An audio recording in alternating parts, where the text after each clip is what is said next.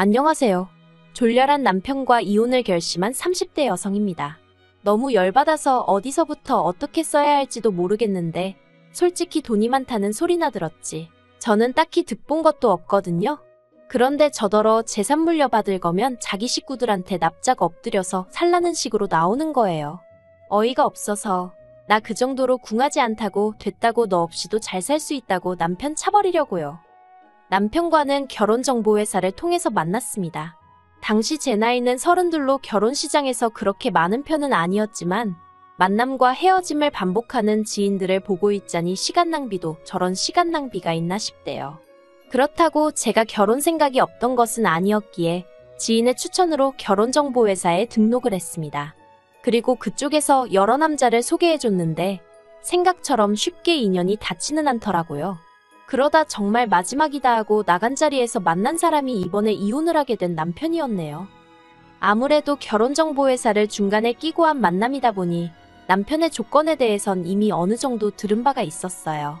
만남을 주선한 플래너 말로는 남편 자체는 중견기업에 다니는 평범한 회사원이지만 그 어머니가 어마어마한 현찰부자라는 거예요. 그런데 그에 비하면 저희 친정은 평범한 수준이었습니다. 부모님 두 분의 노후 준비가 되어 있으셨고 저 하나 시집 보낼 정도의 경제적 여유는 있으셨지만 현찰로 10억이니 20억이니 쌓아놓고 사는 건 아니었거든요. 그래서 처음엔 좀 부담스럽기도 했고 괜히 주눅이 들어서 나가도 되나 싶었는데 플래너가 제 사진을 남자 쪽에 보여줬더니 너무 만나고 싶어 하더랍니다. 자기가 이미 제 조건도 다 얘기해뒀다면서요. 그래서 그래 한 번 만난다고 무조건 결혼해야 하는 것도 아닌데 만나기나 해보자 하고 나가게 되었죠. 그런데 약속 장소에 나온 남편은 제 예상과는 많이 달랐습니다. 명품을 입고 나온 것도 아니었고 근사한 외제차를 끌고 나온 것도 아니었어요. 그냥 전반적으로 평범하고 소탈해 보였달까요? 그리고 저는 어리석게도 진짜 부자들은 겉으로 티를 안 낸다더니 정말 그렇구나 하고 생각을 했어요. 에휴, 이렇게 적다 보니 제가 정말 제 발등을 찍었네요. 사귄 지 6개월 만에 남편이 먼저 결혼하자며 프로포즈를 해왔습니다. 그리고 사실 데이트를 하는 동안에는 남편이 정말 부자인가 싶을 정도로 씀씀이가 크지 않았거든요. 데이트 비용도 6대 4 정도로 부담했을 정도니까요. 그런데 결혼 이야기가 오가자 시댁에서 먼저 경기도에 집을 해주겠다는 거예요. 뜻밖의 제안에 놀랐지만 솔직히 싫지는 않았습니다. 그런데 친정아버지께서 대번에 그건 아닌 것 같다며 집값이 얼마건 간에 우리도 반은 보태겠다고 전화하시대요. 덧붙이시기를 여자도 어느 정도는 해가야 제 목소리를 내고 살 수 있다면서요. 그런데 시댁에서는 집값에 보탤 돈이 있으면 차라리 예단을 해오라며 현찰 1억을 요구했습니다. 그리고 거기서 전화 저희 친정부모님이나 1차로 마음이 상했죠. 솔직히 저도 결혼을 앞두고 이런 생각을 했다는 게 남사스럽긴 한데 예단이란 건 이혼이라도 하게 되면 제가 돌려받을 수 있는 게 아니잖아요. 하지만 아파트에 제 돈을 넣어두면 제 지분이 어느 정도 생기는 거니까 만일에 상황이 벌어져도 제가 제 권리를 주장할 수 있고요. 그래서 남편에게 예단으로 1억은 못 해가지만 어머님 가방 정도는 해드리겠다 했어요. 그랬더니 이제 시댁 쪽에서 난리가 난 거예요. 집을 사주겠다는데 어떻게 맨몸으로 올 생각을 하느냐고요. 그래서 이때 저랑 친정부모님이랑 2차로 또다시 마음이 상했네요. 오죽하면 남편한테 제가 이건 아닌 것 같다고 결혼이고 뭐고 없던 걸로 하자고 했으니까요. 그런데 그 일이 있고 며칠 뒤 남편이 저희 회사 앞으로 찾아왔어요. 그리고는 무조건 자기가 다 잘못했다며 싹싹 비는 게 아니겠어요. 그리고 그런 이야기가 나오게 된 게 전부 신우들 때문이랍니다. 신우들이 자기들도 시집갈 때 현찰로 예단해갔으니까 저도 해오는 게 맞는 거라면서 어머님더러 꼭 받아야 된다고 했다는 거예요. 어이가 없어서. 아무튼 그래도 뭐 남편이 하는 말이 앞으로는 신우들이 뭐라건 자기도 어머님도 흔들리지 않기로 했다면서 이번 한 번만 넘어가 달라고 사정을 하대요. 그래서 결국 파혼 이야기는 없던 걸로 하고 계획대로 식을 진행했습니다. 신혼집은 시댁에서 2억, 친정에서 2억 지원받아 서울에 전세로 구했고요. 나름대로 우여곡절은 있었지만 집에 새 가정가구까지 들어오고 나니 비로소 결혼을 했다는 게 실감이 났어요. 하지만 신혼의 달콤함도 잠시 생각지도 못한 이야기를 듣게 되었습니다. 지난 1월이었어요. 결혼 당시 남편이 말하길 시조부모님 재산은 절에서 지내고 아버님 재산은 어머님이 없애셨다대요. 그래서 다가오는 설에는 당일 점심은 시댁에서 먹고 저녁은 친정에서 먹어야겠다. 나름대로 계획을 세우고 있었거든요. 그런데 연휴를 일주일 앞두고 어머님이 문자로 올해부터 다시 제사를 부활시키기로 결정하셨다는 소식을 보내오셨습니다. 깜짝 놀라 어머님께 전화를 드렸어요. 그리고는 이게 무슨 말씀이시냐고 물으니 어머님이 글자 그대로라고 이제 다시 제사를 지낼 거라시대요. 절에 맡긴 시조 부모님 제사까지 말이에요. 그래서 제가 그러면 어머님이 너무 고생스럽지 않으시겠어요 하니까 어머님이 왜 당신이 고생스럽냐입니다. 그리고 그때 고생은 내가 하겠구나 하는 생각이 퍼뜩 들었죠. 퇴근한 남편을 붙잡고 원래 당신 집은 제사가 이렇게 죽었다 살았다 하느냐고 따졌습니다. 그랬더니 아무렇지도 않게 한다는 소리가 그런 게 아니라 신우들이 이제 며느리도 들어왔는데 제사를 다시 지내자고 했다는 거예요. 그리고 순간 결혼 전 예단의 악몽이 떠오르면서 이 신우들을 진짜 어떡하면 좋지 싶대요. 하지만 이때만 하더라도 그래도 이내 제 나름대로 좋게 생각해 보려고 했어요. 신우들이야 꼴 보기도 싫었지만 제사 자체만 놓고 보자면 언젠간 조상덕 보는 날이 있겠지 생각하고 좋은 마음으로 지내보자 생각했던 거죠. 그런데 그런 마음가짐이 무색하게도 어처구니 없는 일을 겪었습니다. 어머님이 제사 준비를 해야 하니까 저더러 하루 일찍 내려오라고 연락을 해오셨어요. 그래서 전날까지 야근하고 너무 피곤했지만 이튿날 이른 아침 바로 어머님 댁으로 향했죠. 그런데 어머님 댁에는 황당하리만치 아무것도 준비되어 있는 게 없었습니다. 하다못해 저는 어머님이 장은 봐놓으셨겠지 했는데 오히려 어머님이 저한테 빈손으로 몸뚱이만 덜렁덜렁 왔냐 하시는 거예요. 갑자기 생각지도 못한 제사 준비도 짜증이었는데 도착하기가 무섭게 싫은 소리를 들으니 저도 사람인데 기분이 좋을 리 있었겠어요? 그래서 남편한테 장이나 보고 오자 했습니다. 그랬더니 어머님이 남편은 따로 할 일이 있다며 저더러 혼자 대형마트 가지 말고 시장에 가서 장 봐오라시대요. 내가 무슨 하녀도 아니고 여러 가지로 울분이 터지더라니까요. 그런데 저를 더 열받게 한 건 힘들게 시장을 보고 집에 돌아오니 따로 할 일이 있다던 남편이 보란듯이 거실 소파에 누워서 자고 있던 거예요. 그 꼴을 보고 순간 욱해서 남편을 깨우려니까 어머님이 운전하고 오느라 얼마나 힘들었겠냐며 저더러 깨우지 말랍니다. 그리고는 저더러 저는 당신과 따로 할 일이 있다며 따라오라더니 부엌으로 향하시대요. 그리고 그때부터 어머님이 시키는 온갖 제사 음식을 만들어야만 했습니다. 솔직히 그동안 저 먹을 간단한 음식 정도나 해봤지 전이고 나물이고 해본 적도 없었는데 말이에요. 그리고 명절 당일날 어머님과 남편이 제사를 지낸다고 설치는 동안 저는 결국 몸살이 나서 쓰러지고 말았습니다.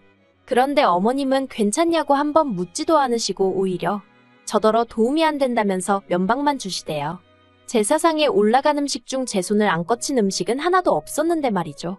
정말 너무 서러워서 결국 어머님 눈을 피해 남편한테 친정엔 언제 가냐고 물었어요. 그랬더니 남편이 신우들이 온다고 했다며 신우들은 보고 가야 된다는데 아니 내가 이렇게 아프다는데 무슨 신우들까지 보고 가라는 건지 진짜 열불이 나더라고요. 그래서 남편더러 그러면 당신은 여기 있다가 신우들 보고 오라고 나는 먼저 친정에 가겠다고 했습니다. 그랬더니 남편이 저더러 그렇게 먼저 가버리면 신우들이 좋다고 하겠냐는 거예요. 그러면서 신우들하고 좀 친해지려면 언니하고 살갑게 달라붙고 아양도 떨고 해야 할 거 아니냐고요. 어이가 없어서 뭘 그렇게까지 하라는 거냐고 짜증을 냈어요. 그리고는 신우들이 날 어떻게 생각하건 간에 난 지금 정신이 하나도 없으니 그냥 친정에 가야겠다고 했습니다. 그리고는 바로 콜택시 불렀죠. 그리고 그날 일로 결국 남편 말에 의하면 제가 제대로 신우들 눈밖에 났다고 하대요. 그러면서 신우들하고 사이 틀어져서 저한테 좋을 게 뭐가 있겠냐며 제발 잘 좀 해보라는 거예요. 신우들은 나한테 잘하는 게 쥐뿔도 없는데 왜 나만 맨날 신우들 기분을 살피라는 건지 너무 짜증이 났어요. 그래서 남편더러 세상에 어떤 인간관계가 한 사람만 잘하게 되어 있냐고 따졌습니다. 나는 신우들이 좋아서 아무 말도 안 하고 있는 줄 아냐고 당신 누나들도 나한테 벌써 투아웃 쓰리아웃이지만 그냥 내가 참는 거라고요. 그랬더니 남편이 신우들이 저한테 잘 보여서 덕볼 게 뭐가 있냐입니다. 신우들이 저한테 아쉬울 게 뭐가 있겠냐고요. 어이가 없었죠.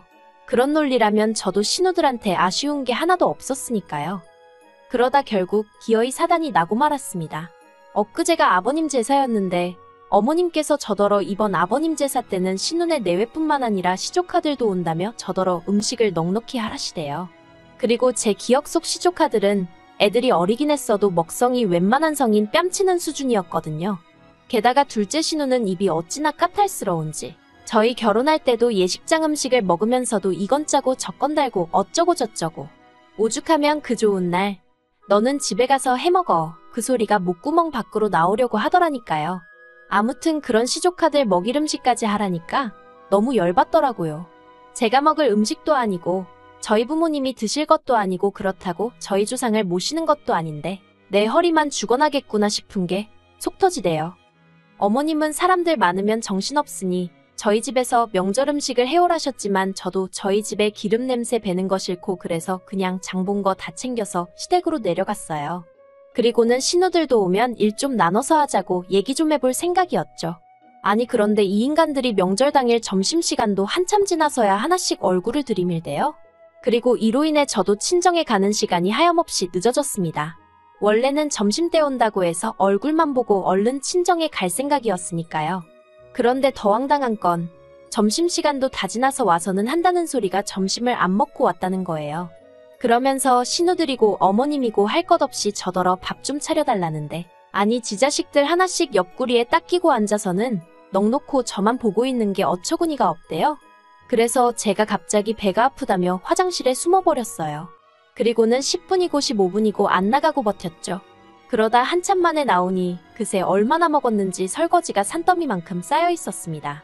그리고 어머님이 저를 보시더니 너는 밥도 안 차렸으니 설거지라도 하라는 거예요. 황당해서 밥도 안 먹은 사람이 왜 설거지를 하냐고 되물었어요. 신우들이 애들도 아닌데 먹은 사람이 치우는 건 상식 아니냐고요. 그랬더니 어머님도 할 말이 마땅히 없으셨는지 너 잘났다며 하기 싫으면 냅둬라 하고 소리를 지르셨는데 신우들이 저더러 너무 한다는 거예요. 늙은 시어머니한테 일하라고 하는 며느리가 세상 천지에 어딨냐며 우리 엄마 불쌍하다고 그러니까 며느리 들일 때 너무 경솔했어 하는데 누가 할 소리를 하나 싶대요. 그래서 저도 저야말로 언니들 같은 신우들인 줄 알았으면 결혼하는 거 다시 생각해 봤을 텐데 정말 경솔했던 것 같다고 후회된다 해버렸습니다. 그리고는 다음 제사 때부턴 음식 안 하겠다고 며느리 잘못 봤다 후회된다 하시는데 기분 나빠서 못하겠다 했죠. 그랬더니 큰 신우가 저더러 싸가지가 있네 없네 하더니 저희 집에서 그러라고 배웠냐입니다. 그리고 그때 지가 뭔데 가정교육을 운운하나 싶은 게 순간 화가 나더라고요. 그래서 제가 신우더러 너는 그러라고 어머님한테 배웠냐고 너나 할도리 잘하라고 했어요. 그리고는 지 아버지 제삿날 와서는 하는 일이라곤 밥 처먹고 사람 갈구는 거밖에 없냐 했더니 신우가 저더러 미친 엑스 아니냐며 욕을 하고는 저더러 당장 꺼지라나요. 그래서 가지 말래도 갈 거라고 저도 똑같이 소리 지르고 신우 신발 발로 걷어차고 나와버렸어요.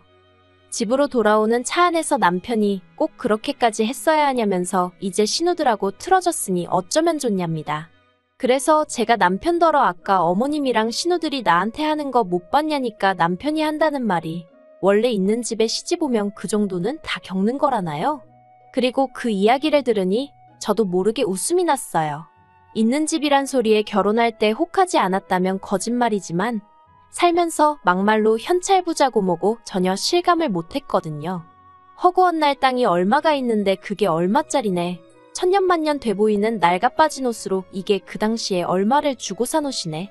그래서 제가 남편더러 당신이 정말 돈이 많은지 어쩐지 내가 알게 뭐냐고 해버렸어요.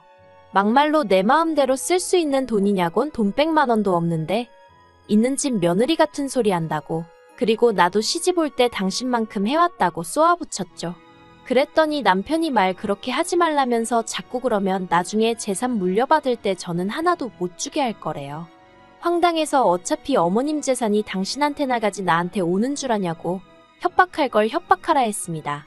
그리고 나도 친정 부모님 재산 받으면 내 한 몸 건사하고 사는 데는 아무 지장 없으니 걱정 말라고요. 그리고 이튿날 날이 밝기가 무섭게 저는 제 짐 챙겨서 친정으로 향했습니다. 밤새 내내 생각해봤지만 벌써부터 돈 몇 푼 가지고 생색내는 인간하고는 도저히 못 살겠더라고요. 줏대 없는 어머님도 버겁고 개념 없는 신우들 상대하기도 짜증나는 판국에 남편 하나라도 멀쩡하면 그럭저럭 살 텐데 그마저도 안 되니 하다못해 제가 무슨 재벌가 며느리나 되면 모를까 돈 몇 푼도 못 쓰고 벌벌 떠는 주제에 유세나 부리는 집구석에서 제가 뭐 한다고 버티고 있나 싶어서요. 그래서 이혼하기로 마음먹었습니다. 남편은 또다시 저를 잡겠지만 이제는 전처럼 흔들리는 일은 없을 거예요.